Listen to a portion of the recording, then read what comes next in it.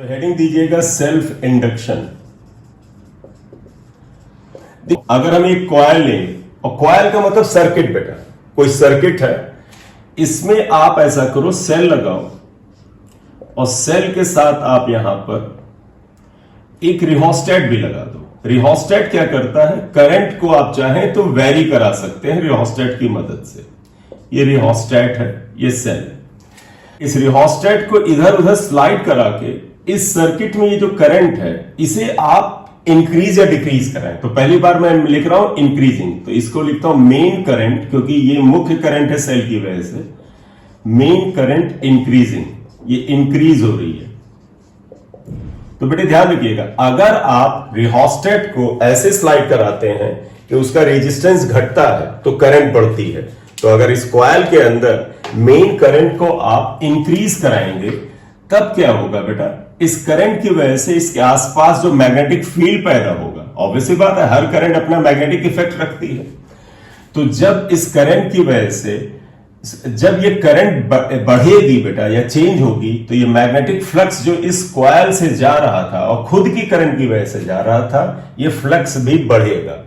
तो if the main current in the circuit is increasing, then the magnetic flux passing through the same coil is also increasing। अब आप आ जाइएगा, अगर किसी coil में magnetic flux बदलने लगेगा तो फैराडे लॉ के अकॉर्डिंग उसके अंदर इंड्यूस्ड करंट पैदा हो जाएगी। वो मेन करंट के अलावा बेटा, इस मेन करंट के अलावा इस चेंज इन फ्लक्स की वजह से इस सर्किट के अंदर एक करंट इंड्यूस हो जाएगी, और वो इंड्यूस करंट जो होगी इस मेन करंट में चेंज का अपोज करेगी। इस शब्द का अर्थ समझिएगा, मेन करंट में चेंज का अपोज करना मतलब अगर ये मेन करंट बढ़ रही है तो इंड्यूस करंट इस सर्किट में उल्टा पैदा होगा। माइक बंद करो बेटे, चलिएगा बेटा, पूरा फ्लो बिगाड़ देते हो। देखिएगा, इस सर्किट में जो मेन करंट है वो इंक्रीज हो रही थी, इसलिए इस सर्किट से गुजरने वाला मैग्नेटिक फ्लक्स भी चेंज होगा और बढ़ेगा। इसलिए फैराडे लॉ ऑफ ईएमआई की वजह से इसके अंदर मेन करंट के अलावा एक और करंट इंड्यूस हो जाएगी, उसे हम सेल्फ इंड्यूस करंट या इंड्यूस करंट कहते हैं। और इस इंड्यूस करंट की डायरेक्शन इस तरह से होती है, ये मेन करंट में चेंज का अपोज करता है बेटा। चेंज मतलब मेन करंट बढ़ रहा है तो ये करंट उस बढ़ती हुई करंट के खिलाफ पैदा हो जाती है। देखो मेन करंट का एरो देखो क्लॉकवाइज है, तो इसके अंदर इंड्यूस करंट एंटी क्लॉकवाइज पैदा होगी और कहेगी भैया तुम्हें बढ़ने नहीं देंगे। करेक्ट। ये करंट बेटा इसी सर्किट में यहीं पैदा होती है यहां पर, लेकिन ये बनाएंगे तो कंफ्यूजन होता है, तो हम लोग अलग से बना देते हैं self induce current. Self induce current ये इसी सर्किट के अंदर पैदा हो जाएगी और मेन करंट के खिलाफ जाएगी। क्यों खिलाफ जाएगी? क्योंकि मेन करंट बढ़ रही थी। सेकेंड डायग्राम और बनाते हैं। तुम कहोगे सर अगर मेन करंट को हम घटाएं, हाँ बिल्कुल आ जाइए। आप एक सेल लगाते हैं, एक रिहोस्टेट लगाते हैं, रिहोस्टेट की मदद से अगर आप करंट को घटाते हैं, रेजिस्टेंस बढ़ा दीजिए, करंट घटने लगेगी। और अगर बेटा ये मेन करंट जो है डिक्रीज होगी, मेन करंट डिक्रीजिंग घटती है बेटा, तब जानते क्या होता है, इससे गुजरने वाला जो फ्लक्स था वो कम होने लगता है। फ्लक्स में फिर कमी होगी, यानी फ्लक्स चेंज होगा। फ्लक्स चेंज होगा तो इसके अंदर एक इंड्यूस करंट पैदा हो जाएगी, और इंड्यूस करंट जो होगी मेन करंट के चेंज का अपोज करेगी। मतलब मेन करंट घट रही थी तो सेल्फ इंड्यूस करंट कहेगी भैया घटने नहीं देंगे तुम्हें। तो ये मेन करंट की डायरेक्शन में ही अपनी डायरेक्शन को सेट करती है। मेन करंट क्लॉकवाइज थी तो सेल्फ इंड्यूस करंट बेटा इसी की डायरेक्शन में सेट हो जाती है अकॉर्डिंग टू लेंज लॉ, ये आ जाती है। ठीक है, तो आप इन दोनों एग्जाम्पल में या इन दोनों फिगर्स में अगर आप देखें, फिगर 1 और फिगर 2 में हमने क्या किया बेटा, किसी भी कॉइल से जाने वाली जब करंट को चेंज किया गया तो उस कॉइल में मेन करंट के अलावा एक दूसरी सेल्फ इंड्यूस करंट पैदा हो जाती है।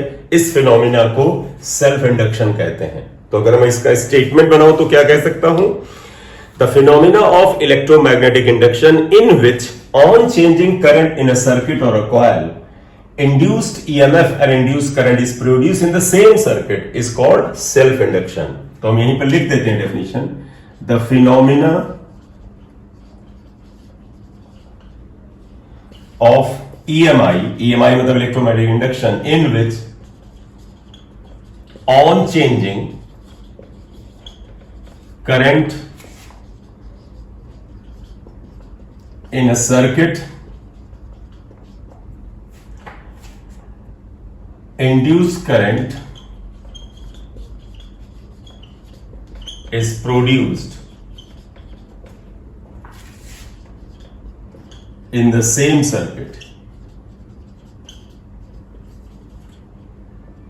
और this current is besides the main current. बेटा मेन करंट के अलावा एक करंट पैदा हो जाती है। Circuit is called self induction, is called self induction. इसे सेल्फ इंडक्शन कहा जाता है, करेक्ट।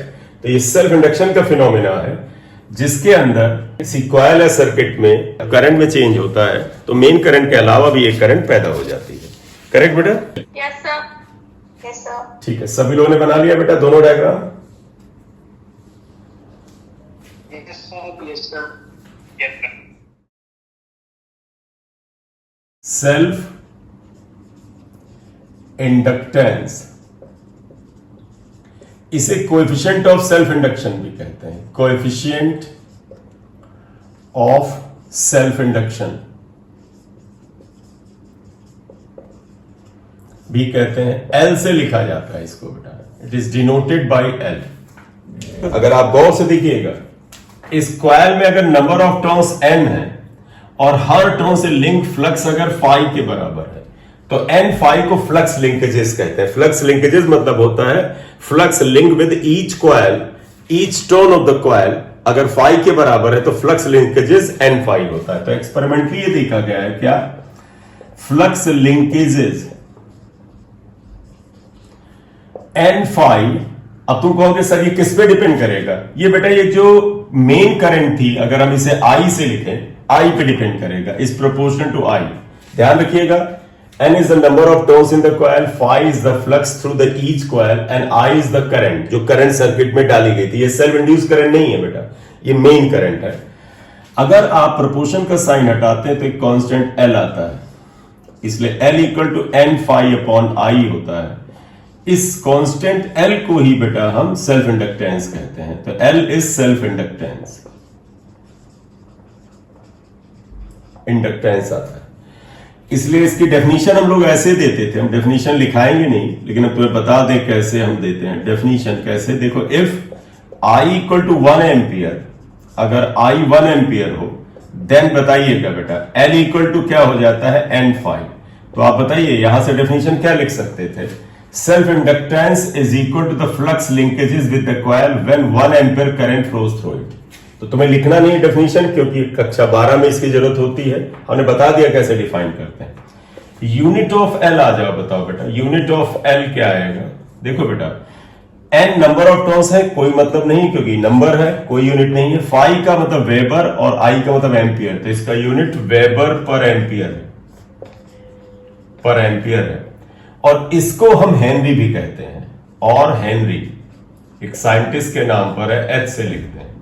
तो वेबर पर एम्पियर और henry, 1 henry equal to 1 weber per ampere होता है। वेबर का ये सिंबल है WB लिखते हैं।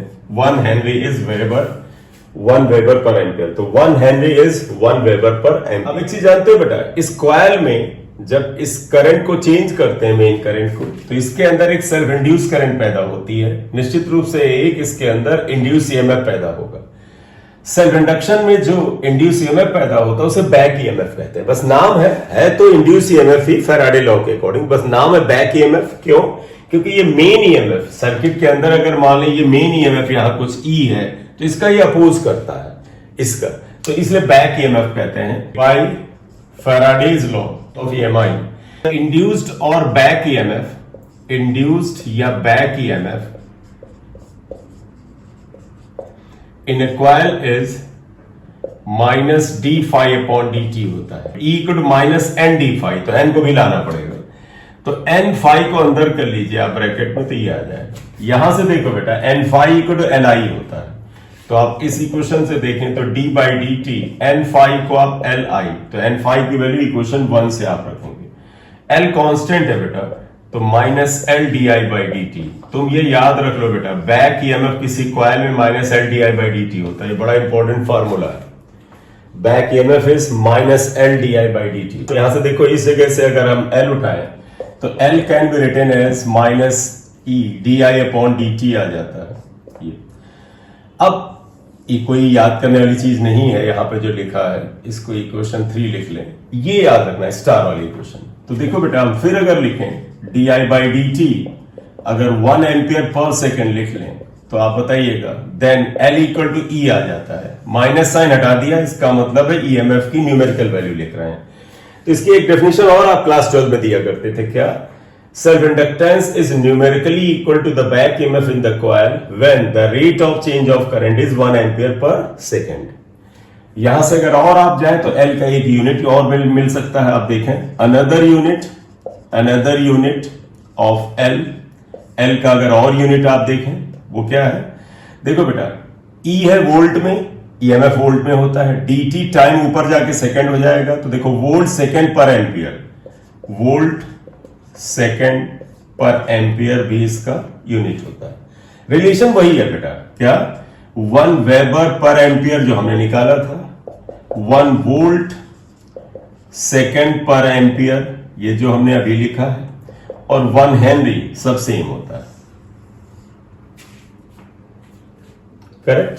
डायमेंशन ऑफ एल, तो एल इक्वल टू क्या आएगा? E D T upon D आई आया। देखो ई ये डी टी चला गया अपॉन डी आई। बताओ बेटा ईएमएफ होता है वर्क अपॉन चार्ज, ये आता है D T upon D I. आप इसे W D T upon Q equal to I T होता है, Q equal to I T I D T ये होता है। तो देखो मैंने क्यू को आई डी टी लिख दिया और ये डी आई था ये, तो देखो ये डी टी कैंसिल हो गया। बोले बेटा इतनी बात क्लियर? देखो बेटा वर्क का डायमेंशन, देखो वर्क का डायमेंशन ml2t-2, ये भी करंट है बेटा, ये भी करंट है। तो तुम इसे I और di मतलब I स्क्वायर हो गया अपॉन a स्क्वायर आया। तो ये ml2t-2 a-2 ये आ रहा।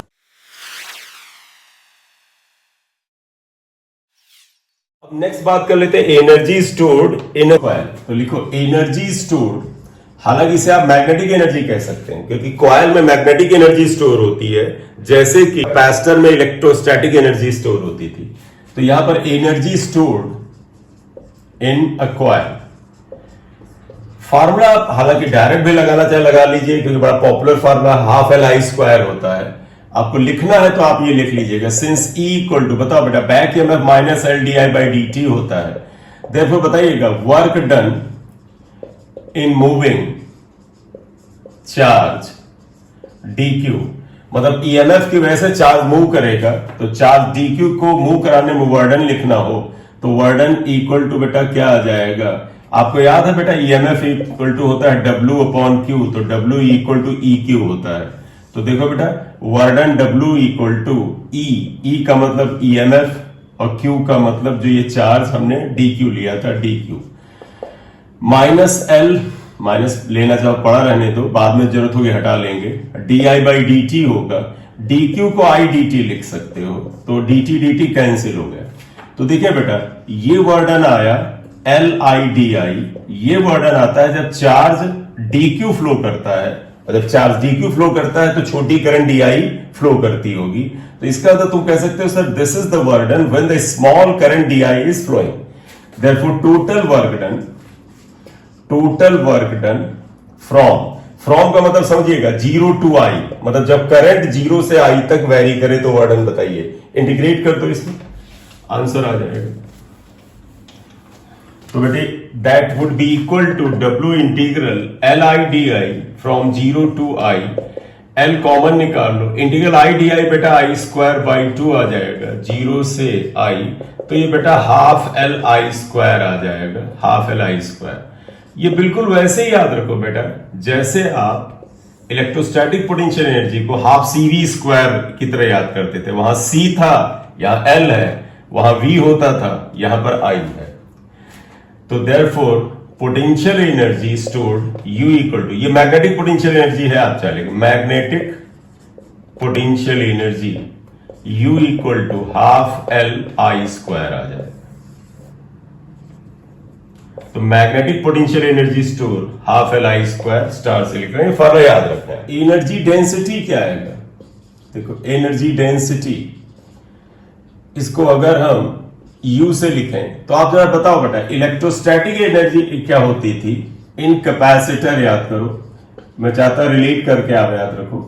तो एनर्जी डेंसिटी वहां पर होती थी half epsilon naught E square. गौर से देखो, हाफ की जगह हाफ आएगा, तो पता है एप्सिलॉन नॉट का काम और म्यू नॉट का काम बिल्कुल उल्टा है।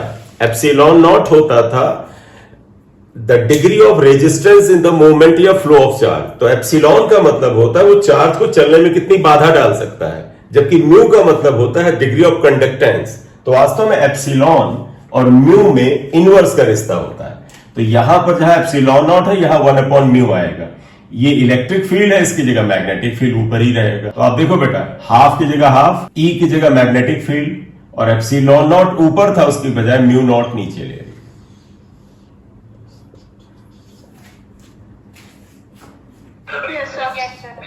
ठीक, अब हम self inductance of a coil तुम्हें निकाल रहे हैं कि कॉइल का एक सेल्फ इंडक्टेंस कैसे निकालेंगे, एक सोलेनॉइड का। दोनों न्यूमेरिकल है बेटा, दोनों सवाल हैं, वहां पर न्यूमेरिकल फॉर्म में दे सकते हैं, हम सिंबल्स में लेके चल रहे हैं। तो हेडिंग दीजिएगा self inductance of a coil, या लूप कह सकते हैं, ऑफ अ सर्कुलर लूप या कॉइल। लूप में क्या होता है, नंबर ऑफ टर्न्स 1 होता है। मैं ऐसा करता हूं, यहां एक सर्कुलर कॉइल बना रहा है, देखो एक सर्कुलर कॉइल। कॉइल का मतलब समझिएगा बेटा, अगर इसका रेडियस r के बराबर है तो इसके पास बहुत सारे टर्न होंगे। मान लीजिए इसके अंदर बहुत सारे टर्न है, देयर आर n टर्न्स, और उन सभी में करंट I है। तो there is a coil of n turns carrying current I and of radius r। तो एक कॉइल है, उसका रेडियस r है, करंट I है, ये इंस्टेंटेनियस करंट है बेटा, और n उसमें नंबर ऑफ टर्न्स है। तो आप देखो बेटा, सेल्फ इंडक्टेंस निकालने का बड़ा सिंपल मैथमेटिकल तरीका है। क्या तुम कहोगे, since sir n phi equal to L I होता है, हमने पढ़ा है बेटा, ध्यान रखिएगा, l निकालना है। तुम कहोगे sir n phi equal to L I होता है, l equal to n phi upon I आएगा, l equal to n upon I अलग कर लो, फाई को अलग करते हैं। देखो n number of turns as it is रहेगा, I इसमें करंट है, फाई क्या होता है, phi equal to B A होता है। यहां से चीजें थोड़ा सा सावधानी बरतिएगा। n अपॉन आई, ए किसका एरिया बेटा, ए उसका एरिया जिसका मैग्नेटिक फील्ड है। ए एरिया आएगा स्क्वायर का, तो इस कॉइल का एरिया हो जाएगा पाई आर स्क्वायर। और मैग्नेटिक फील्ड किसका बेटा, इस कॉइल के सेंटर पर मैग्नेटिक फील्ड बी होता है। तो B is actually BC, BC मतलब है magnetic field at the centre. और तुम्हें याद है सेंटर पर मैग्नेटिक फील्ड होता है mu not an I upon 2r, याद आया। तो ये आ जाएगा mu not an I upon 2r आएगा। अब आप इसे सिंप्लीफाई करो, r से r कैंसिल करो, i से i कैंसिल करो, ये i से i कैंसिल हुआ, तो self inductance of a coil बेटा ये आया क्या, म्यू नॉट पाई n स्क्वायर r अपॉन 2। देखो यही आ रहा है ना बेटा,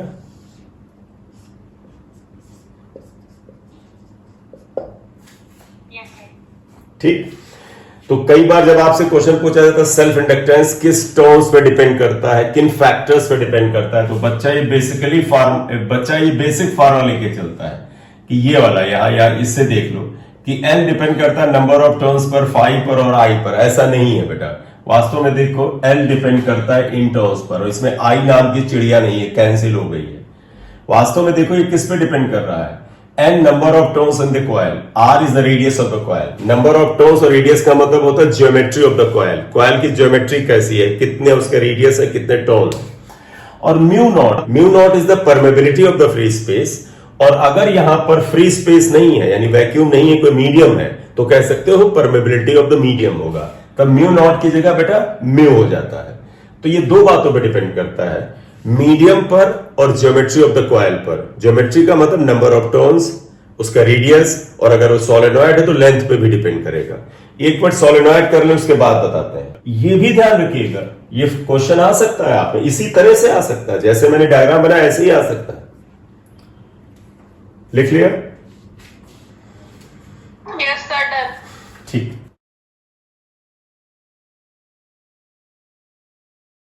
self inductance of circular coil loop लिया था, अब हम निकालेंगे एक सोलेनॉइड का। सोलेनॉइड आपको ध्यान है ना बेटा, सोलेनॉइड क्या होता है? ऐसा एक नॉन कंडक्टिंग सिलेंडर होता है, हॉलो होता है अंदर से, तो इसे अंदर से हॉलो है, नॉन कंडक्टिंग है, इसके ऊपर तार की बाइंडिंग करो और उसमें करंट पास करो तो ये मैग्नेट बन जाता है, इसे सोलेनॉइड कहते हैं। तो आगे लिखिएगा self inductance of a solenoid. एक सोलेनॉइड का सेल्फ इंडक्टेंस हमें निकालना है। सोलेनॉइड देखिएगा क्या आएगा, आप कह सकते हैं सोलेनॉइड में ऐसे होता है, नंबर ऑफ टर्न्स होते हैं, ये आगे इसमें करंट आई पास की जाती है, कोई एक ऐसा सिलेंडर टाइप का रहता है, ये आपने रख लिया। आप कहोगे इसका रेडियस आर होगा, इसकी कुछ लंबाई एल होगी, नंबर ऑफ टर्न्स एन होंगे। और सोलेनॉइड में आप जब पढ़ेंगे, जैसे आपने पढ़ा भी होगा, नहीं पढ़ा होगा तो थोड़ा याद भी होगा, सोलेनॉइड में एक term N equal to N upon L, number of turns per unit length बड़ा इंपॉर्टेंट होता है, number of turns per unit length. तो इसलिए आप जरा सावधानी रखिएगा, कैपिटल एन से सारे टर्न होते हैं, स्मॉल एन से total number of turns per unit length होते हैं, करेक्ट? अब करेंगे कैसे? आप उसी तरह से आइए, बताइए बेटा, बिल्कुल बेसिक से जाइए कि सर सेल्फ इंडक्टेंस मतलब एल पता करना है, फिर ऐसे शुरू कर दो, since N phi equal to L I, L equal to N phi upon I, N और आई को अलग कर लो, phi equal to B A, और फिर कुछ खुद से क्वेश्चन करना कि क्या चीज क्या है बेटा, N upon I, B is what, magnetic field on the axis. इस सोलेनॉइड का बेटा ये एक्सिस होता है, इसके ऊपर मैग्नेटिक फील्ड होता है, और तुम्हें याद होगा बी होता था म्यू नॉट एन आई, ये स्मॉल एन होगा बेटा, और ये बड़ा पॉपुलर फार्मूला है, आपको भी याद रहेगा। ए बेटा एरिया ऑफ क्रॉस सेक्शन। आप देखो बेटा मैग्नेटिक लाइन कैसे निकलती है, मान लो ये नॉर्थ पोल की तरह काम करे साउथ, तो मैग्नेटिक लाइंस ये जाती हैं ऐसे, तो इस एरिया से जाती हैं, ये एरिया पाई आर स्क्वायर होगा, पाई आर स्क्वायर। आई से आई कैंसिल हो जाएगा, देखो बेटा ये आई कैंसिल हो जाएगा, तो ये बचेगा क्या, देखो एल आएगा mu naught pi capital N small N R square. देख लेना कोई चीज मिसिंग ना हो, तो म्यू नॉट पाई, एन को एन रखो, स्मॉल एन को अगर एन बाई एल रखना चाहे तो रख सकते हैं, यहां से देखो ये आर स्क्वायर, तो ये mu naught pi N square R square upon L. फिर गौर से देखो बेटा, सोलेनॉइड का जो सेल्फ इंडक्टेंस है वो किस पे डिपेंड करता है, म्यू नॉट, यानी अगर मीडियम होगा तो परमेबिलिटी ऑफ मीडियम म्यू हो जाएगा, मीडियम पे डिपेंड करेगा, number of turns radius length, number of turns radius और length geometry of the coil है। तो आप यहां पर क्या लिखोगे आगे, डिपेंडेंस ऑफ एल, एल का मतलब self inductance. Self inductance depends upon what बेटा, it depends upon number one medium और number two geometry of the coil. Geometry का मतलब समझ लेना, सर्किट कर सकते हो, ज्योमेट्री के अंदर सब कुछ आ गया, नंबर ऑफ टर्न्स रेडियस लंबाई सब आ गया, करेक्ट? ठीक, इसे लिखो म्यूचुअल इंडक्शन की बात करेंगे।